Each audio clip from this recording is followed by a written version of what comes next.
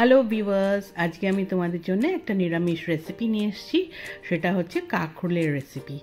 কাঁকরোল অনেকেই তোমরা জানবে হয়তো, অনেকটা উচ্ছের মতো দেখতে, গায়ে কাটা কাটা মতো থাকে, কিন্তু এই কাঁকরোলের রেসিপি যেটা নিয়ে এসেছি দারুণ টেস্টি একটা রেসিপি।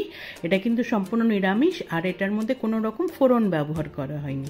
আর এই রেসিপিটা খুব সহজেই তৈরি হয়ে যায়, দেখতেও সুন্দর হয়, খেতেও খুব ভালো হয়। এটাতে নারকোল ইউজ করা হয়েছে, আর কাঁকরোল আর আলু দিয়ে এই রেসিপিটা ভাতের সঙ্গেও ভালো লাগে, রুটির সাথেও ভালো লাগে। আমি 250 গ্রাম কাঁকরোল নিয়ে এরকম লম্বা লম্বা সরু করে করে কেটে নিয়েছি। আলুও এরকম লম্বা লম্বা করে কেটে রেখেছি। আধমালা নারকোল আমি এখানটায় কুড়িয়ে রেখেছি। আর আমি সর্ষে বাটা নিয়েছি, বড় 1 চামচ সর্ষে বাটা, সামান্য একটু জল দিয়ে এখানটায় রেখেছি। আর 4টে আমি কাঁচা লঙ্কা রেখেছি। প্রথমেই আগে আমি কড়াই বসিয়ে তাতে সর্ষের তেল দিলাম। এই রান্নাটা সর্ষের তেল দিয়ে করলেই কিন্তু সব থেকে ভালো হয়।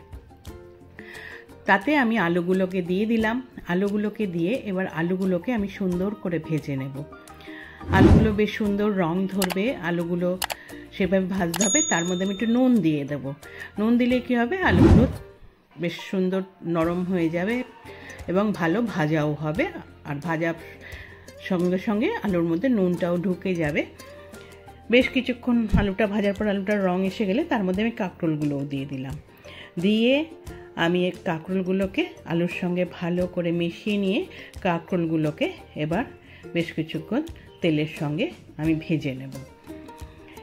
কিছুক্ষণ ভাজার পরে তার মধ্যে আমি যে নারকোল কোড়াটা রেখেছিলাম সেটা দিয়ে দিলাম, আর যে সর্ষে বাটাটা আমি করে রেখেছি সেটা দিয়ে দিলাম। আমি সাদা সর্ষে নিয়েছি, তোমরা চাইলে কালো সর্ষে ইউজ করতে পারো।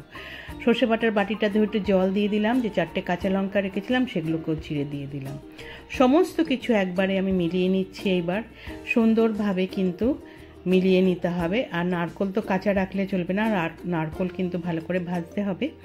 আমি হলুদ দিয়ে দিলাম 1 চিমটে মতো, বেশি হলুদ দেবে না, অল্প হলুদেই রান্নাটা দেখতে ভালো লাগে। সুন্দরভাবে নাড়াচাড়া করে কিন্তু আমি ভাজা ভাজা করেই যাচ্ছি। সুন্দর বেশ কিছুক্ষণ নাড়াচাড়া করে নেওয়ার পরে আমি এর মধ্যে চিনি দিয়ে দিলাম 1 চামচ।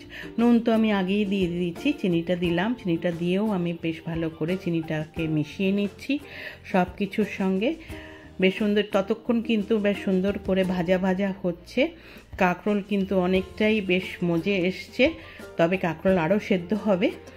এইবার আমি কী করলাম, হাতে করে একটু আমার হাতের আউশে করে একটু জল নিয়ে সেটা ছিটিয়ে দিলাম।